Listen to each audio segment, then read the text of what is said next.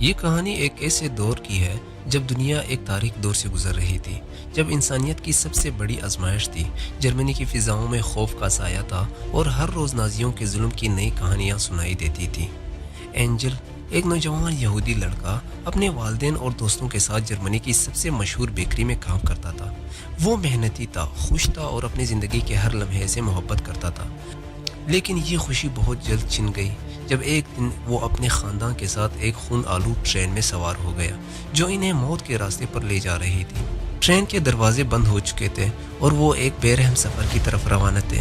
سرد ہوا کا ایک شدید جھونکا اندر آیا اور اینجل کے جسم میں کپکپی ڈال دی۔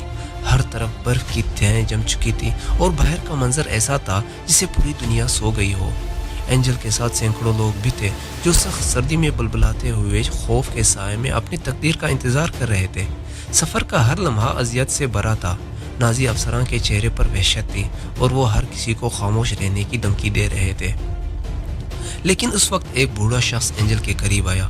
وہ بہت کمزور اور سردی سے لرز رہا تھا۔ اس کی آنکھوں میں خوف اور بے بسی کا عکس تھا۔ وہ اینجل سے مدد کی امید رکھتا تھا، لیکن اینجل خود بھی مشکل میں تھا۔ اینجل نے ایک لمحہ سوچا، پھر دل میں کوئی آواز آئی، یہ وقت ہے کہ میں انسانیت کی ایک مثال قائم کروں۔ اس نے اپنی طاقت جمع کی اور بوڑھے شخص کو اپنے قریب کر لیا۔ وہ خود تکا ہوا تھا، اس کی انگلیاں سن ہو چکی تھی اور اس کا جسم سست ہو چکا تھا، لیکن اس نے اپنی تمام تر توانائیاں اس بوڑھے شخص میں منتقل کر دی۔ اس کی سر ٹانگوں کو رگڑتے ہوئے اور اس کی جسمانی حالت کو بہتر بنانے کی کوشش کرتا رہا۔ زندہ رہو، تمہیں زندہ رہنا ہے، اینجل نے اس کے کان میں سرگوشی کی، جیسے وہ خود اس کی زندگی کا حصہ بن چکا ہو۔ وہ جانتا تھا کہ اس کا درد، اس کی قربانی، اس کا گرم جسم شاید کسی اور کی زندگی بچا لے۔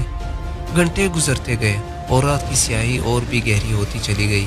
اینجل کی آنکھوں میں نیند اور تھکن کے آثار تھے، لیکن اس کے دل میں ایک عجیب قوت پیدا ہو چکی تھی۔ اس نے اپنی آخری توانائی کو اکٹھا کیا اور پھر اس بوڑھے شخص کو اپنے باہوں میں جکڑ لیا۔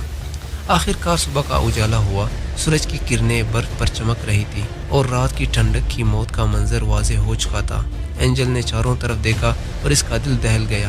جہاں بھی اس کی نظریں پڑیں وہاں منجمد لاشیں تھیں جو سردی اور بے رحمی کی وجہ سے اپنی جان گنوا بیٹھے تھے۔ لیکن اس کے قریب صرف دو لوگ زندہ تھے، وہ اور وہ بوڑھا شخص جسے اس نے اپنی محبت اور قربانی سے بچایا تھا۔ اینجل کی آنکھوں میں غم، افسوس اور شکر گزاری کی جھلک تھی۔